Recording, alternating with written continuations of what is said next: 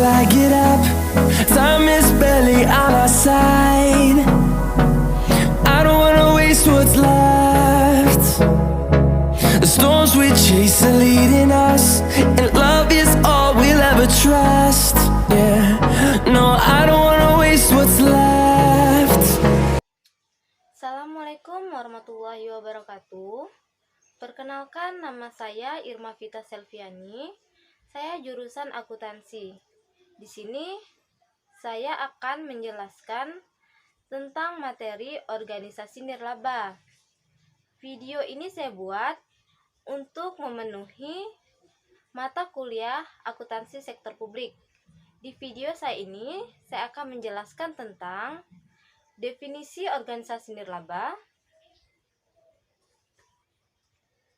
tujuan organisasi nirlaba, ciri-ciri organisasi nirlaba, dan pengelompokan organisasi nirlaba. Nah, pertama saya akan menjelaskan tentang definisi organisasi nirlaba. Apa sih organisasi nirlaba itu? Organisasi nirlaba adalah... Lah, kok malah gambar pantai sih? Bukan, maaf teman-teman, gara-gara kepengen ke pantai, tapi kita diharuskan di rumah aja, jadi ke pantainya ditunda dulu deh. Saya ulang lagi ya. Apa sih definisi organisasi nirlaba itu? Organisasi nirlaba adalah institusi yang menjalankan operasinya tidak berorientasi mencari laba.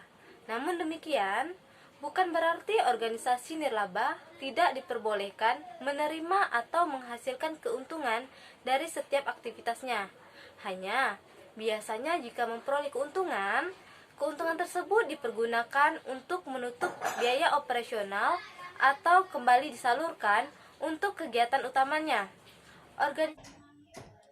Menurut PSAK nomor 45, bahwa organisasi nirlaba memperoleh sumber daya dari sumbangan para anggota dan para penyumbang lain yang tidak mengharapkan imbalan apapun dari organisasi tersebut.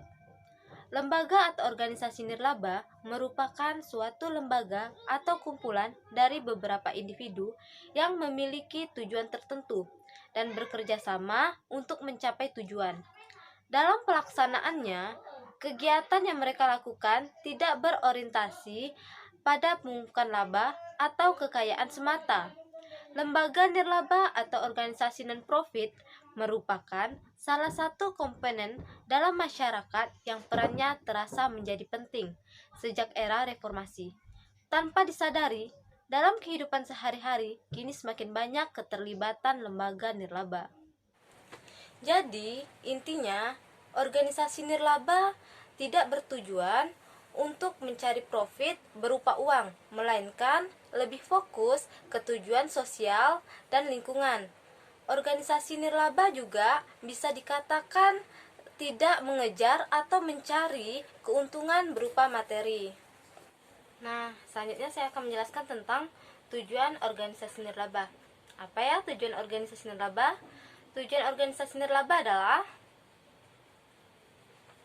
untuk membantu masyarakat luas yang tidak mampu, khususnya dalam hal ekonomi. Selanjutnya, ciri-ciri organisasi nirlaba. Organisasi nirlaba ada 4, yaitu: yang pertama, tidak ada ukuran dana. Yang kedua, kontribusi modal. Yang ketiga, akuntansi dana. Dan yang keempat, ada aturan. Yang pertama yaitu tidak ada ukuran dana. Tujuan utama dari kebanyakan usaha adalah memperoleh laba yang memuaskan bagi pemiliknya. Laba dalam hal ini merupakan ukuran prestasi terhadap tujuan yang telah ditetapkan. Kemudian yang kedua yaitu kontribusi modal. Hanya sedikit perbedaan utama pada pencatatan transaksi akuntansi pada unit usaha dan organisasi nirlaba, yakni yang berkaitan dengan modal pada neraca. Sedangkan persamaannya adalah baik organisasi laba maupun nirlaba menyatakan peningkatan modal jika terjadi peningkatan pendapatan labanya. Ada 2 kategori kontribusi modal, yaitu dalam bentuk bangunan dan sumbangan. Penerimaan kontribusi aktiva modal tidak merupakan pendapatan. Kemudian yang ketiga adalah akuntansi dana. Banyak organisasi nirlaba menggunakan pencatatan sistem akuntansinya dengan cara akuntansi dana.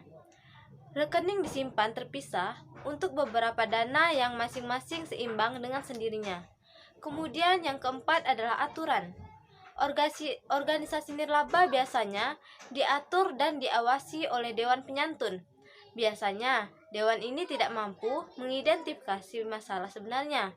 Untuk itulah diperlukan Dewan yang mengatur secara kuat dan bekerja secara efektif. Bagi pemerintah, organisasi nirlaba non-pemerintah harus mematuhi ketentuan undang-undang, serta diharapkan memberi sumbangan positif bagi kehidupan sosial, politik, ekonomi, dan budaya nasional, serta memberi citra baik bagi bangsa. Di sini, laporan keuangan berfungsi sebagai umpan balik kepada pemerintah. Apabila ada berbagai harapan dan kepentingan yang berbenturan, maka laporan keuangan secara seimbang memberi informasi bagi berbagai pihak yang berkepentingan itu. Selanjutnya, saya akan menjelaskan tentang studi kasus implementasi PSAK 109 pada organisasi nirlaba berbasis religius. Studi kasus pada Basnas Kabupaten Buleleng.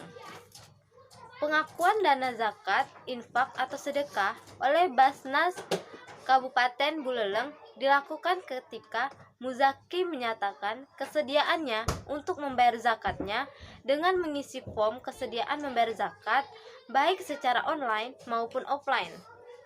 Setelah muzaki mengisi form kesediaan membayar zakat dan menyerahkan uang yang akan disumbangkan, muzaki akan menerima bukti pembayaran ZIS. Bidang pengumpulan akan menyerahkan kwitansi pembayaran ZIS dari para muzaki kepada bendahara. Selanjutnya, saya akan menjelaskan tentang studi kasus implementasi PSAK 109 pada organisasi nirlaba berbasis religius. Studi kasus pada Basnas Kabupaten Buleleng. Pengakuan dana zakat, infak atau sedekah oleh Basnas Kabupaten Buleleng dilakukan ketika muzaki menyatakan kesediaannya untuk membayar zakatnya dengan mengisi form kesediaan membayar zakat baik secara online maupun offline. Setelah muzaki mengisi form kesediaan membayar zakat dan menyerahkan uang yang akan disumbangkan, muzaki akan menerima bukti pembayaran ZIS. Bidang pengumpulan akan menyerahkan kwitansi pembayaran ZIS dari para muzaki kepada bendahara. Pengakuan dana ZIS yang digunakan oleh Basnas Kabupaten Buleleng dan PSAK berdasarkan metode cash basis. Metode cash basis mengakui pengaruh transaksi dan peristiwa lainnya saat kas atau setara kas diterima atau dibayarkan secara tunai. Zakat yang diterima oleh Basnas Kabupaten Buleleng 12,5% adalah bagian amil, di mana dana amil dipergunakan untuk kegiatan operasional Basnas, sedangkan 87,5% adalah dana zakat. Dana zakat ini nantinya akan disalurkan kepada para mustahik. Penentuan jumlah persentase Basnas Kabupaten Buleleng berdasarkan prinsip syariah. Basnas Kabupaten Buleleng membolehkan muzaki menentukan musyafik yang harus menerima penyaluran zakat melalui amil, maka aset yang diterima seluruhnya diakui sebagai dana zakat.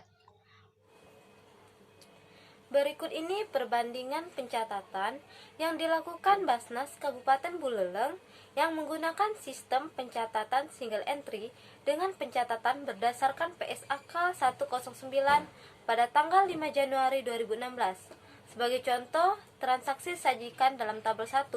Untuk selengkapnya bisa dilihat dalam lampiran berikut ini.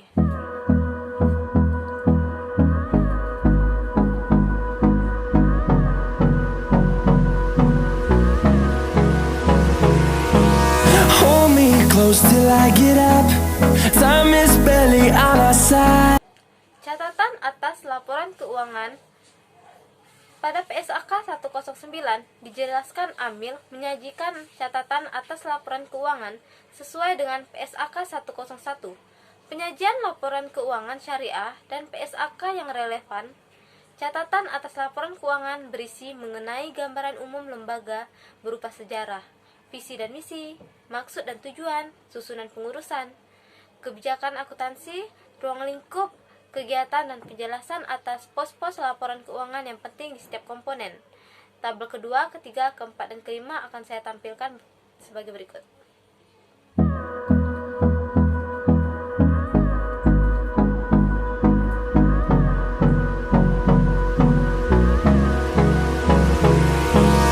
Hold me close till I get up.